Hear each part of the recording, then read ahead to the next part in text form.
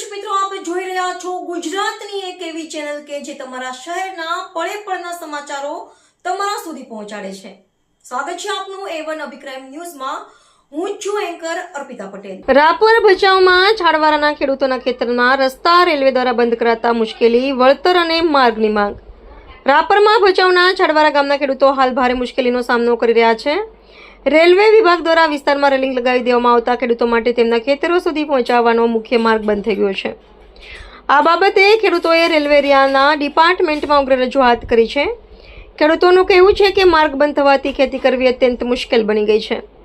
તેથી રેલવે દ્વારા ત્યાં કાં તો કલવટ અથવા ફાટક આપવામાં આવે તેવી માંગ કરવામાં આવી છે. આ ઉપરાંત રેલવે પ્રોજેક્ટમાં જે ખેડૂતોની જમીન કપાઈ છે તેમને યોગ્ય વળતર ચૂકવવાની પણ માંગ ઉઠી છે. ખેતીના મહત્વના સમય પહેલા જ સમસ્યાનું યોગ્ય નિરાકરણ આવે તેવી લાગણી ખેડૂતો દ્વારા વ્યક્ત કરવામાં આવી રહી છે. રિપોર્ટર ભરત ઠાકોર, કચ્છ.